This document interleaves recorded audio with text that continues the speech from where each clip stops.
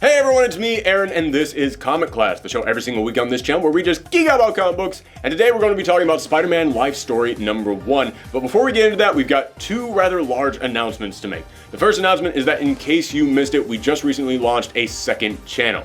You see, for the longest time on this channel, we talked about comics, video games, movies, everything from the world of geekery, but we're starting to divide that up into their own separate channels. So our first brand new channel that we're launching is Thorgy's Arcade, in which we talk about video games, we do reviews, top 10s, everything that you could possibly want to hear me talk about in the way of video games. So in case you want to check that out, a card for it will be popping up right now. And if you like what you see over there, then please just spread the word around. Starting a brand new channel is always something that is very frightening. It's always something that comes with a lot of risk. So if you want to help us out, the best way that you can do that is just by spreading the word about our brand new gaming channel. I've already been seeing a ton of people on Twitter talking about the channel, so thank you very much for that. That means so much to me. But the second announcement that we have to make has to do with comics, and that is that next Wednesday is going to be one of the biggest Wednesdays in the history of comics. Because next Wednesday, Detective Comics number 1000 comes out. That is one of the biggest achievements in comic book history. It is going to be the largest release in Batman's timeline. That is something that no one could even fathom the importance of such a book. And you would be a fool to have a YouTube channel where you talk about comic books and not discuss it, right? I'm gonna be out of town next Wednesday, so we won't have an episode next week.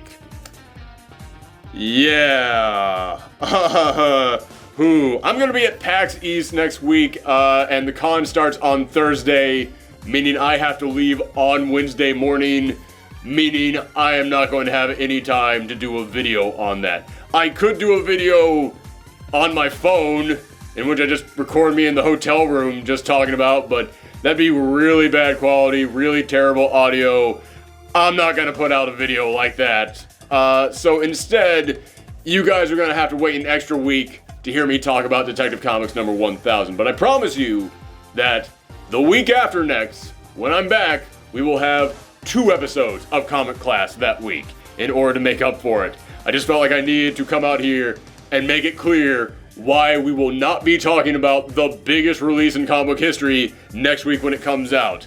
It's just really bad timing. It's especially really bad timing for me, because a lot of people always accuse me of being a Marvel fan and for just having a big bias against DC, and I don't. I do not have a big bias against DC, but I know that if I skipped Comic Class the week that Detective Comics number 1000 came out and didn't give you guys an explanation for that, it would kind of confirm a lot of people's suspicions. So I need to come out here and make that clear right here at the start. So again, apologies in advance. Please subscribe to our new channel, and I think that's it. So let's go ahead and talk about Spider-Man Life Story. Now, for anybody who hasn't heard about this book, it's a brand new miniseries from Chip Zdarsky, who just recently got done with his Peter Parker The Spectacular Spider-Man run. And as I've talked about with that series before, I thought it had some highs and some lows, but I thought it ended phenomenally. The final issue of his run on Peter Parker The Spectacular Spider-Man was basically just a giant tribute to Spider-Man, talking about the entire point of Spider-Man, and the final page of that issue, where Peter Parker just talks about what he thinks Spider-Man means. It's one of the best single pages in the entire history of Spider-Man. I was absolutely blown away by that, and it showed me that Chip Zdarsky does really have a love for this character that I didn't understand before that. When he got assigned to this book, before that, he had kind of just been known for making fun of Spider-Man. He'd been poking fun at him for several years. He'd even said in some interviews that he hated Spider-Man and he thought they sucked, and all he did was just whine about Uncle Ben all the time. And I had always kind of suspected that he was just joking about that, but I still had that concern in the back of my head, like, really? Are you joking, or is this like you kind of exaggerating the way that you really feel about this? But after reading his final issue on Peter Parker The Spectacular Spider-Man, it let me know, no, he was totally joking. He absolutely loves this character, and he really does understand this character. But he was not done telling stories about this character, and he pitched this idea that I think is brilliant. He wanted to tell a miniseries in which it basically happened in real time, in which it started with Spider-Man getting his powers back in the 1960s, like he did in the comics, but instead of constantly just scooting the timeline up, you would just see Peter Parker aging in real time. Every single issue would take place in a different decade, and it wouldn't just be, hey, what if Spider-Man got old? It would be, hey, what if Spider-Man existed in the real world? And we saw the effects of the things that happen in each decade having an impact on Peter Parker.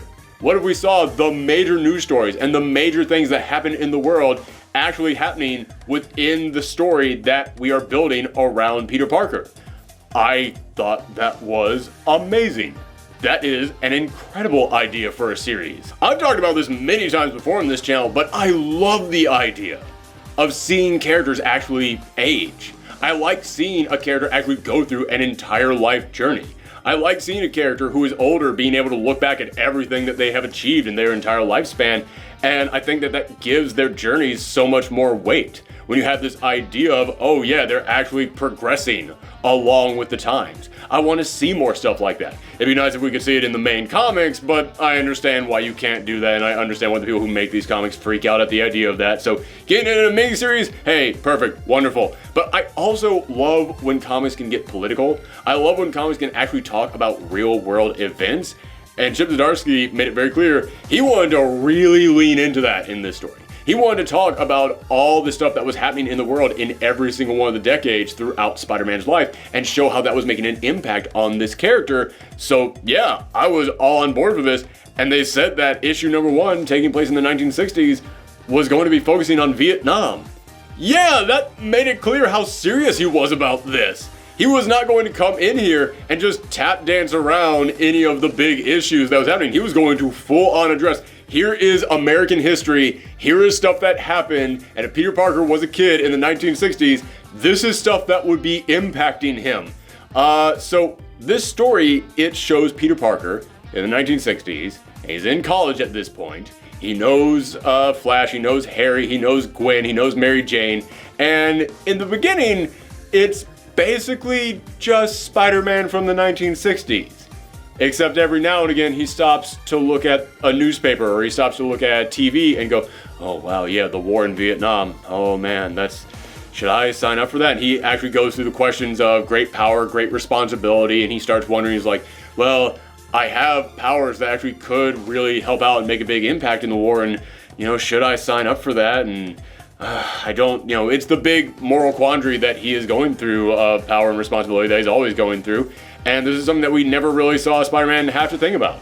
We never saw him actually contemplate how his powers could affect, governments. How his powers could actually affect, real wars that people are fighting in the world. So that was kind of interesting, but the rest of the book was basically just Spider-Man.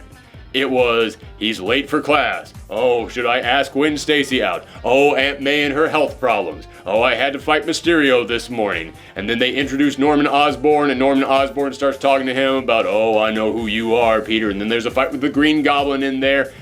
Yeah, it was basically kind of just Spider-Man all over again. And it felt to me like they weren't quite leaning into the premise of this book enough. In fact, it didn't even really feel all that much like the 1960s to me, and I hate saying this, but I think a large part of that is just because I love Mark Bagley.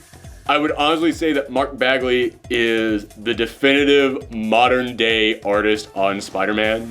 I think that he has worked on this character and he understands this character so much and has had such an impact on the history of this character in the modern era that I do think that he is a phenomenal artist to put on a Spider-Man book, and he deserves all the praise that he should receive for what he has done for that character over the years. But I don't think he was the right guy to put on this book, because this is a book that is set in the 1960s, dealing with real world issues, and Mark Bagley, to me, really screams modern day comic book art.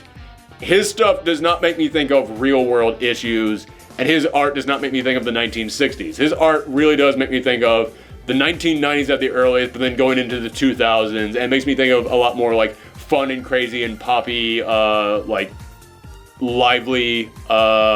superheroics. It does not make me think of, moral quandaries about Vietnam, and I don't think that he was the right fit on this. And as I was reading this, I kept going, okay, I know it's the 1960s, you keep telling me it's the 1960s, but man, this does not feel like 1960s, and a lot of it is because the art does not look like 1960s stuff. I would have preferred somebody who has more of like a classic touch to his art, like say Marcos Martin. I think Marcos Martin would have been hands down the perfect person to put on this book.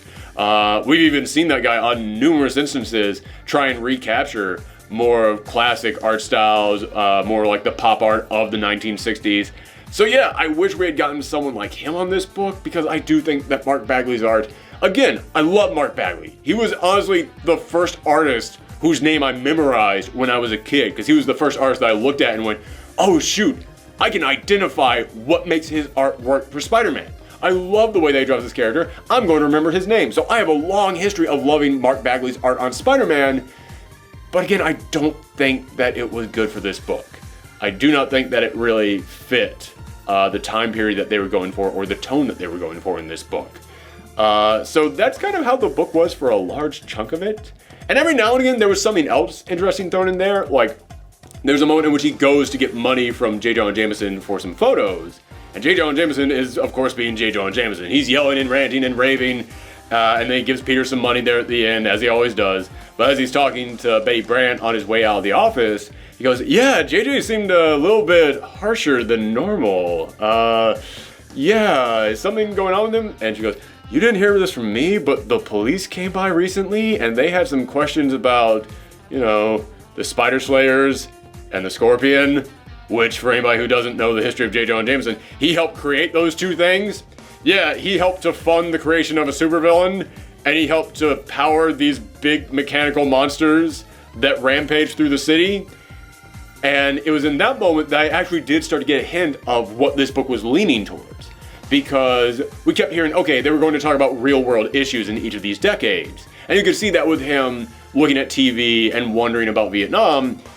But then when you get this part about the police actually talking to J. Jonah Jameson about actual crimes that he committed in the comics, that everybody just swept under the rug because, oh, it's JJ. Oh, he's a lovable character that we need to keep bringing back in the books over and over again, so we can't actually have anything massive really happen to him. You know, we can't really just get him out of the picture. This book comes in here and goes, no, we're taking more of the real world stance on this, and in the real world, you know, that was illegal what he did. That's something that the police would get involved in. So that actually got me really intrigued to see where that would go. And it made me understand what was going to be different about this story. But as it goes along, he ends up talking to Captain America about the idea of going to Vietnam, and Captain America says, yeah, listen, the government is asking me to go back in there too, and I know I already served my time, but I'm going to go and I'm going to fight again. But you, kid, listen, you do good work here, and I know that you have this great sense of responsibility, but responsibility doesn't always mean doing what your government tells you. Sometimes it means doing what your heart says is right, and Peter's like, you know what? I guess my home back here does need me, so I guess I can stay here and keep the place safe while Cap and Iron Man are off there. That was another great moment in there in which you actually see that Iron Man is off fighting in Vietnam as well. And it made me look at that and go, oh yeah, Tony Stark, he did make weapons, and even if after he became Iron Man, he decided that he was going to stop doing that in the 1960s, I could totally see him still signing up to go out there and assist the US government in Vietnam, especially considering that originally Tony Stark's origin was very closely tied to events leading up to Vietnam. So it is something that I looked at and just went, oh shoot, okay, so that's a nice little twist that they're putting in this story as well. All right, but that just feels like background noise. It doesn't feel like that's going to be a major thing that comes back around. That becomes a major thing that comes back around. But we will get back to that in just a second. For now, there's one last thing that I want to talk about with this idea of the real world pressures of Vietnam weighing on Spider-Man, because there is one problem that I had with how they address that in this book, because there is a tonal shift that happens in here that I felt kind of came out of nowhere. Because up until this point in the book, Spider-Man had been wondering what was the right thing to do. Should he sign up to go and fight in Vietnam? And then there comes a moment in which they go to Flash Thompson's going away party because Flash Thompson was signing up to go and fight in Vietnam. And that was something that actually did kind of happen in the comics, in which Flash Thompson did sign up to go and join the army at this time during the comics.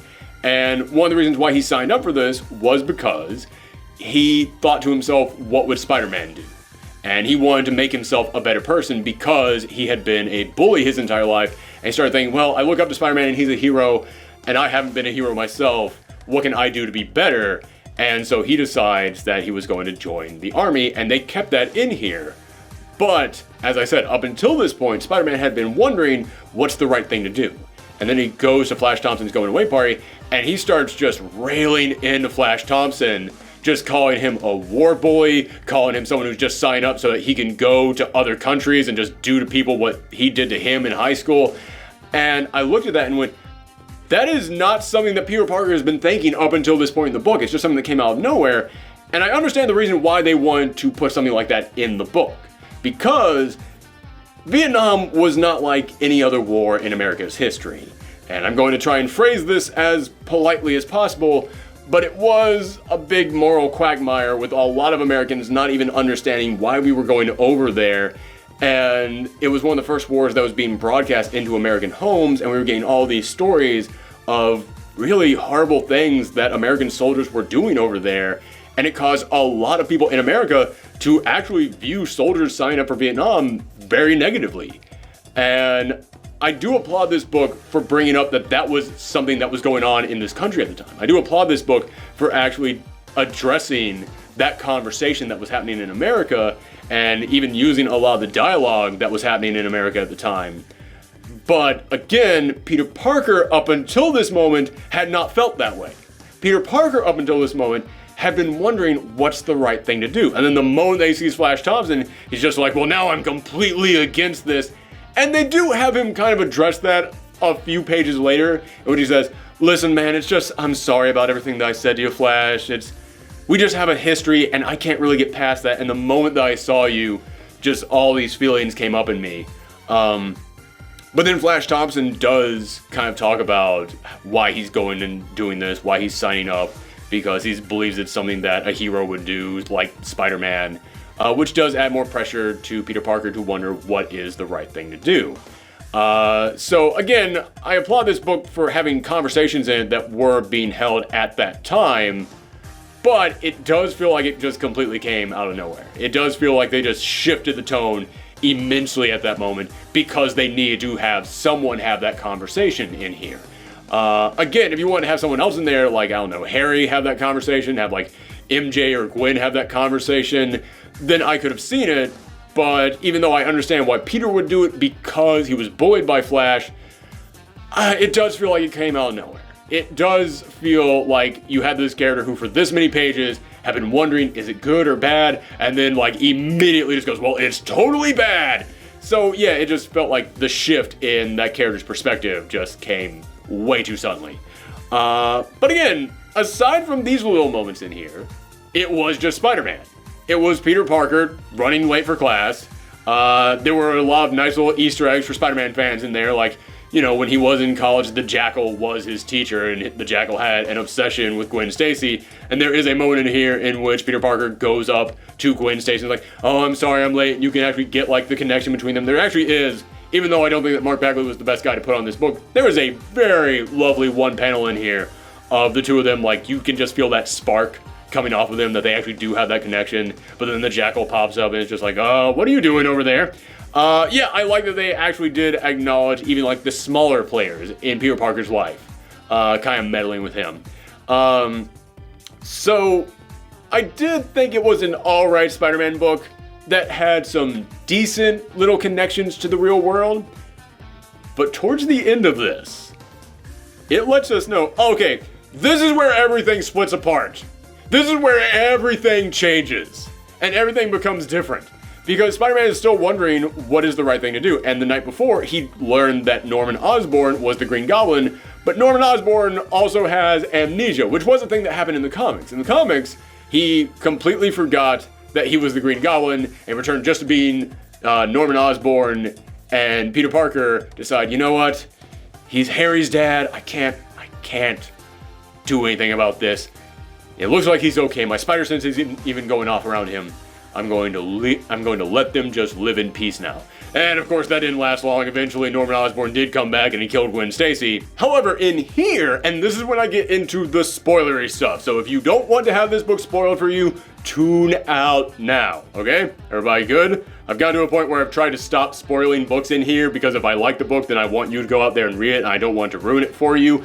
However, there are major things that happen in this book that need to be discussed. Because if you just want my feelings on this book, I think it's an alright Spider-Man story that actually has some really intriguing stuff happen that has me extremely excited for the rest of this series and makes me feel like this could actually end up becoming one of the best Spider-Man miniseries I've ever read. But all the stuff that makes me think that is the spoilery stuff that happens at the end of this issue. So if you want to check this out, that's my recommendation right there. Those are my feelings. Go out there and check it out. Tune out now. Wave my hand around some more to let you know I'm being serious. Now, getting into the spoilery stuff. As I said, just like what happened in the regular storyline, in the regular continuity, Norman Osborn gets amnesia, doesn't remember that he's the Green Goblin, Spider-Man believes him, decides he's going to let them live in peace, but then he has this talk with Captain America about Vietnam, and Captain America says, listen, you just gotta do what you feel is the right thing to do. And then Peter Parker goes, yeah, I do, don't I? And then he calls the cops on Norman Osborn. They raid Osborn Industries, find the secret room with all of his goblin gliders and pumpkin bombs in there, and they arrest him. And they just take him to jail. Norman Osborn's gone.